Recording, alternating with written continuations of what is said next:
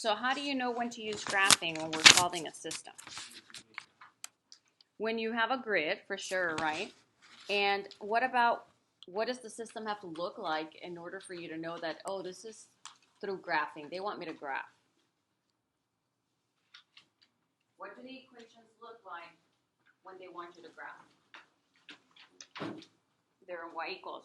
Okay, so that's like a big old hint. If they're in slope-intercept form, that is their hint that you should probably approach it through graphing. Okay? So let's go ahead and do that. So look at the first one. Is it in y equals? Yes, it is, right? Okay, the second one, is it in y equals? No, but I can make it in y equals right away. What do I need to do? Move the x. Okay, so let's do that. So if I have a positive half x, I'm just going to do minus half x to both sides.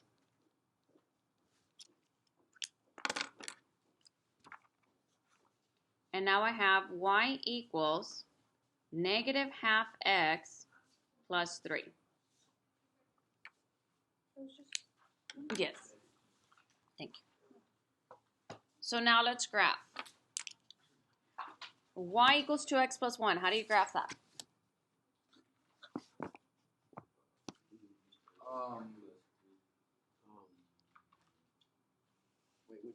The first one. Oh, you start at 1. You start 1 on the y-intercept, so put a dot at 1. And then what is our slope? 2 over what? 2 over 1. So I'm going to go up 2 to the right 1. What else could I do if I want to go in the opposite direction? Good.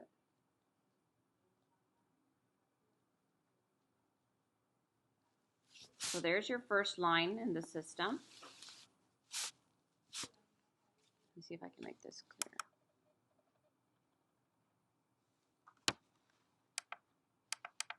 clear. All right. How about the second line? What's your y-intercept? 3. Positive 3, right? So let's put a dot at positive 3. 1, 2, 3. And your slope? Yeah, remember that this negative, it only belongs to one of the numbers. We're going to give it to the top one, so we're going to go down 1, but to the right 2, because the 2 is positive since you gave the negative to the top.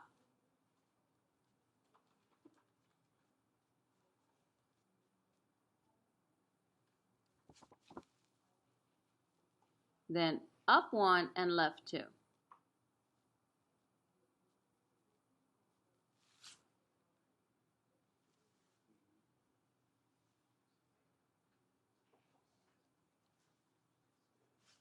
So, did we find a solution? Did they cross? Yes, they did. Right here, look. Was it at a perfect dot? No. It wasn't at a perfect dot. Okay? So this is why it's crucial that even though our approach was graphing, it's crucial to know all the other methods, because sometimes we graph it and it's like, oh man, it's a decimal. It's a fraction. I don't know what it is. So we have to know substitution. We have to know elimination, because those will give you the accurate numbers. Okay? So this is just to show you, yes, there was a solution, but if they want to know it, then you're going to have to do something else. Now, if there's answer choices, how would I prove which one it is?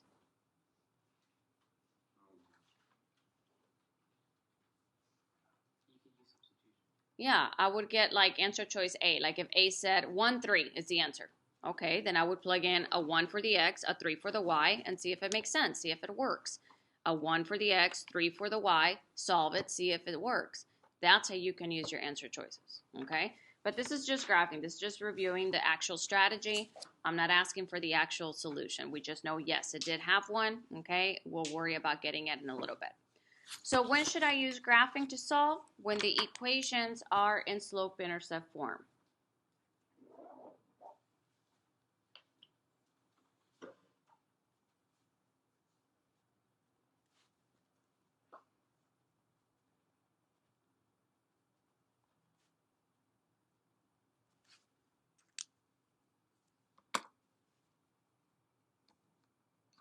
Okay, questions there?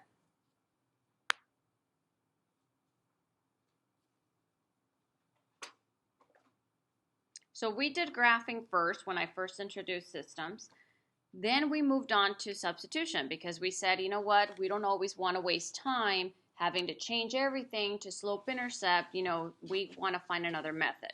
So we found the substitution method, okay? And how do I know when to use substitution?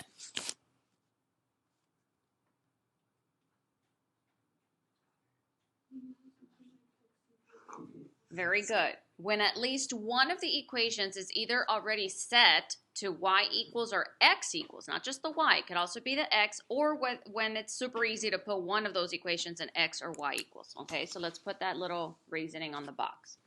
When one equation is set to y equals or x equals, that's when you know, oh, substitution might be the approach to take here. Okay? So let's look at the example. Y equals 3x minus 5, and then the other one is in standard form, 8x plus y equals negative 16. So you see how it says y equals right here? That means it's going to replace this y. What's going to replace it? All of this. All of that's going to be plugged in there. So it'll look like this now. 8x plus, and then put it all in parentheses, 3x minus 5 equals negative 16.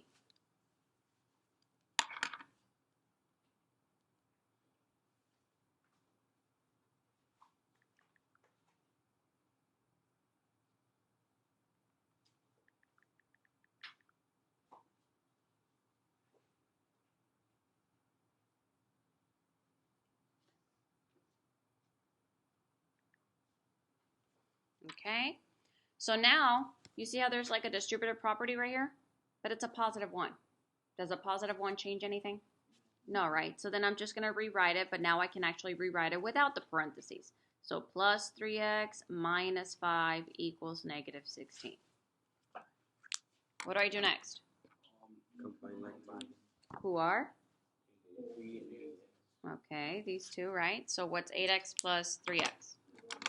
11x minus 5 equals negative 16. Then what? Plus, right? We do the opposite because we're crossing that equal sign. So plus. So I have 11x equals? Negative 11, right? And then finally, divide by 11. What's negative 11 divided by 11? Negative 1. X is a negative 1. So we're halfway there. That we know that those two lines are crossing because we just found that the x is a negative 1. So we found this guy. So now what do we do? Solve for the y. So which one do we use? I always tell you that the easiest one is going to be the one that is already solved for y equals or x equals. So I'm going to take that equation. And I know that x is now a negative 1, so I get to replace this x right here. So 3 times negative 1 and then minus 5. What's 3 times negative 1? Negative 3. Minus 5? Negative 8. Negative 8. Very good. So the y is a negative 8. So what's the solution to this system? Negative 1, negative 8. If I were to graph them, this is the point of intersection.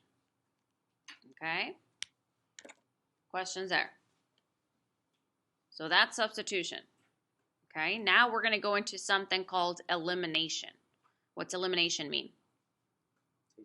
When you take out something, right? You take out something. That's exactly what we're going to be doing. We're going to either take out the x's or we're going to take out the y's.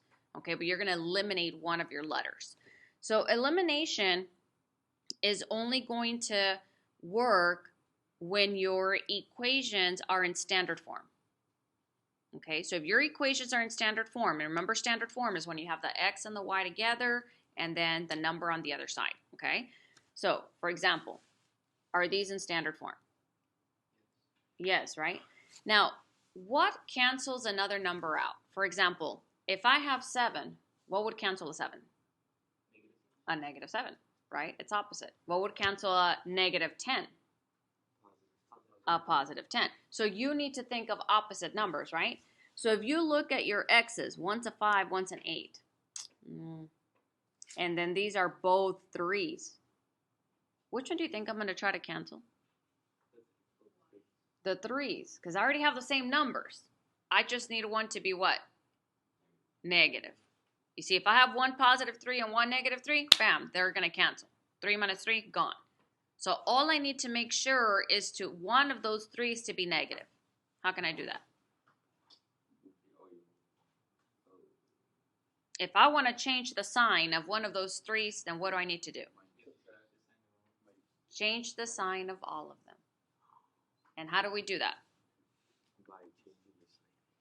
We can just change the sign of all of them, right? But technically what we're doing is we're multiplying that equation by a negative 1. That's what we're doing. Now, which one do you want to do? I don't care. I want to do the top equation, I want to do the bottom equation. I just want one of those 3's to be a negative 3. This one? The top one? Okay, so I'm going to multiply this guy, all of them, by a negative 1. So it's going to be right here, all of them, including that negative 19. So that 5x is not going to become negative 5x. That positive 3y is not going to be negative 3y. And that negative 19 is not going to be positive 19. So I'm no longer looking at that anymore. I changed it. Okay? So now, what letter could I cancel? The y's. Because look, 3 minus 3, gone. So I don't have any more y's right now. So now let me combine my x's. What do you get when you combine an 8x with a negative 5x? You subtract them, and you get positive 3x. Because 8 minus 5, 3. Equals, what do you get when you combine the answers over here? Negative 25 and a positive 19. Negative 6. How do you solve for x? Divide by 3. So what's x? Oh, so you already found part of your solution. We know that they are crossing, and they're crossing at an ordered pair that has a negative 2 for the x. I just need to find the y. So we're going to do the same thing. We are going to plug this into any one of the equations that you want. So we can do it to the middle. We can do it to the bottom. Who do you want to use? The bottom? So I'm going to use the negative 5x minus 3y equals 19. And I already found that x is a negative 2, so it's going to go here. Negative 5 times negative 2 minus 3y equals 19. So all I'm doing is I'm getting whichever equation you want, and you're plugging in that negative 2 for the x, because that's the x. Everybody with me? Yes?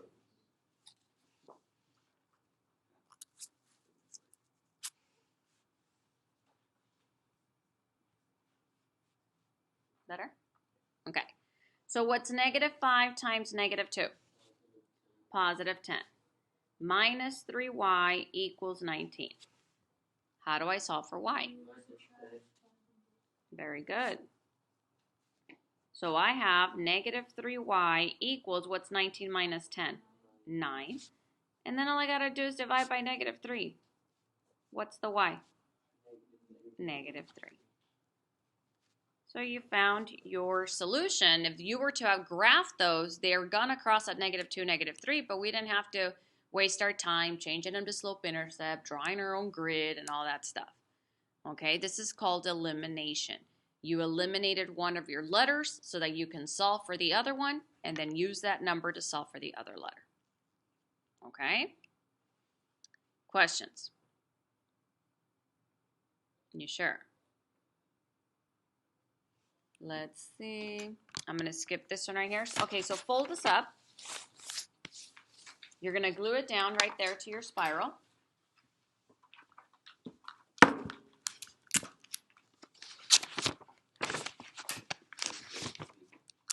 Yes. Yes. And then I want you to turn the page once you glue it.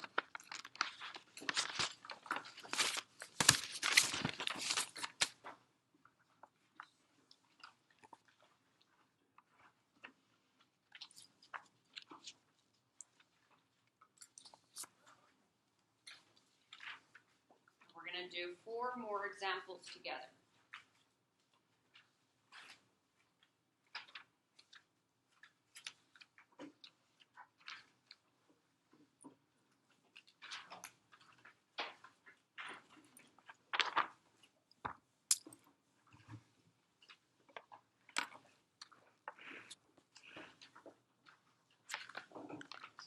All right, so we're going to practice elimination, okay? That's our new method, so we're going to practice elimination. Look at number 1. Number 1 starts off very easy for us because they already have it set up to where one of the letters is going to cancel. Who's going to cancel? 4. The 4s, right? Because I have a -4 and a +4, so I know that those make a 0 pair. They cancel. So they're going to be gone.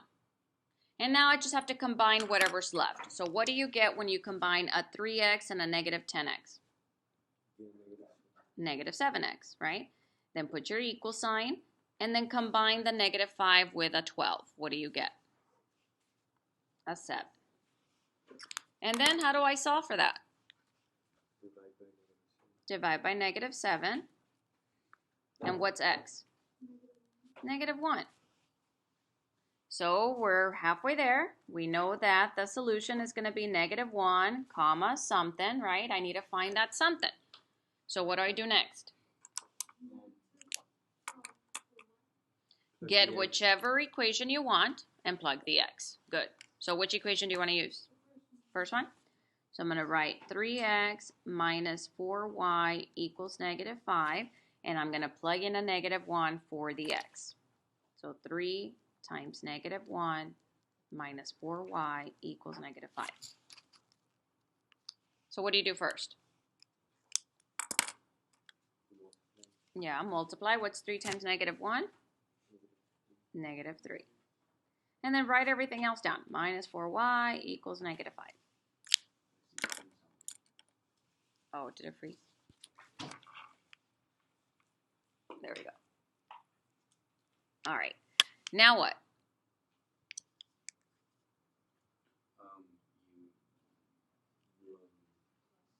Plus 3. So -4y equals, what's -5 plus 3? -2. And I just need to divide both sides by a -4. Now be careful here. What's y? Negative divided by negative? Positive, right? 2 divided by 4 is not the same thing as 4 divided by 2. 2 divided by 4, since the smaller number's on top, it's going to stay a fraction. What is it? Just 2/4, which simplifies to 1/2. Very good. So then right here, -1, comma, and half. That is the solution. That is where they would cross if you were to graph them. Okay? Questions there? You sure? Okay. Let's go to number 2. Look at your x's. Look at your y's. Are there any that I can cancel right off the bat? No, right? But I have to think to myself, I need to multiply one of those equations by a number so that it makes a 0 pair. Okay? So, is multiplying by a -1 going to be enough? No, I can make one of these numbers negative. It still doesn't cancel because I don't have the same number on one of those letters. So, what do you think? Yeah, what's the hint? Multiply the second equation by a -4 because that's going to give me a -4 right here, which will cancel with the +4 above. Okay, so let's go ahead and multiply the bottom times -4. So what's -4 times 5x? negative 20x. Negative 4 times a positive y is now negative 4y equals, what's 30 times negative 4? Well, 3 times negative 4 is how much? Negative 12, and you just put the 0 at the end, so negative 120. So you don't look at this one anymore. You're looking at the top, and now our new one. So what letter cancels? The 4s. Does it always have to be the 4s? No. It just so happens that it's been the y's. Okay, it's been those, but not necessarily always. All right, so let's combine what's left. What's a 3x and a negative 20x make?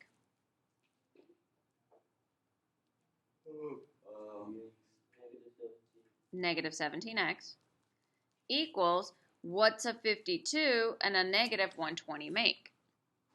So do 120, how much? 74? Check again. Check again. Wait, 52 minus 120 minus 52. And then it's going to be negative because I have more negatives.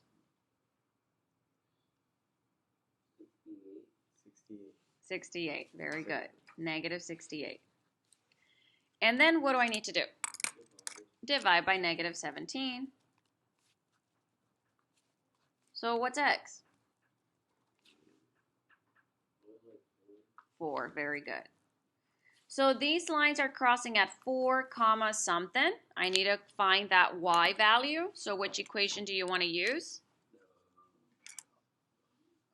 Top one? Okay, so let's do 3x plus 4y equals 52. And I'm going to plug in a 4 for the x. Good morning. Mr. Trevino, Yes? can you send me attendance, please? Yes. Thank you. Can you get it from the box? Yes. Thank you. All right, so what's 3 times 4? 12. Plus 4y equals 52. Then, minus 12. So I have 4y equals to 40. And then divide by 4. 40 divided by 4? 10. There you go. Questions? We're going to do one more, number 3. Look at number 3. Can the 9 and the 2x cancel if one of them was negative? No. Is the negative 2 and the positive 3 canceling? Okay, so then we've got to think of what do we do when, I can't cancel any of them. I got to think of that number that I can multiply it. Now, sometimes I end up having to multiply both equations. Like, for example, think of common multiples, okay, like 2, 4, 6, 8, 10, 12, 14, 16, 18, like that, right? And then multiples of 9, 9, 18, 27, okay? Which is the one they had in common? 18. So if you want to cancel your x's, you want both of those numbers to be 18s, and then, of course, you want one of them to be a negative. If you want to cancel your y's, think about the multiples. Multiples of 2, 2, 4, 6, 8. Multiples of 3, 3, 6. Can't you just multiply the top one by the bottom and the bottom? Correctamundo. Okay, so what you can do there is you can take the top, okay, first, which letter do you want to cancel? The y's, right? They're smaller numbers. I'm going to take this 2 right here, and I'm not taking the negative 2. I'm just taking a 2. And that's what I'm going to multiply the bottom one by. And then I'm going to take this 3 right here, and that's what I multiply this one by. So whatever letter you want to cancel, you take that number and multiply the opposite equation with it. And then you take the other number, multiply the other one with it. So let's see what we come up with now. If I multiply the top all by 3's, what's 3 times 9x? 27x. 3 times negative 2? is what? 3 times negative 2. Negative 6? And then what's 3 times negative 21? 3 times negative 21. Negative, yeah. Negative 63? Yes.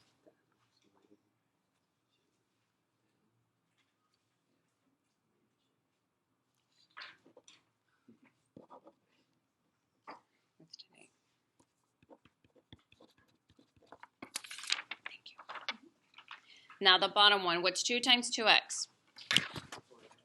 4x. 2 times a positive 3y?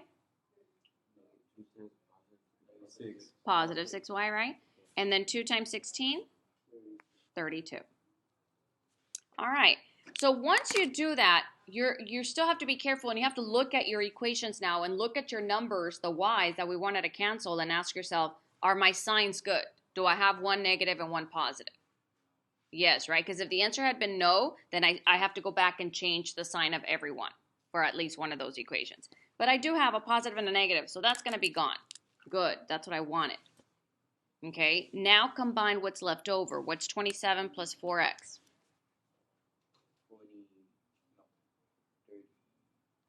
31x. Equals, what is negative 63 and a 32? This guy. 31. Negative 31, because I have more negatives. Now divide both by 31. What's x? Negative 1.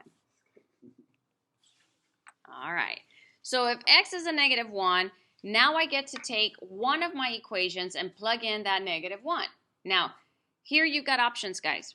You can take the original top, original bottom, the new top, the new bottom. I don't care. Which one do you want to take? The bottom original, bottom new? The bottom original. Bottom original? Okay. So let's take that 2x plus 3y equals 16 and plug in a negative 1 for the x.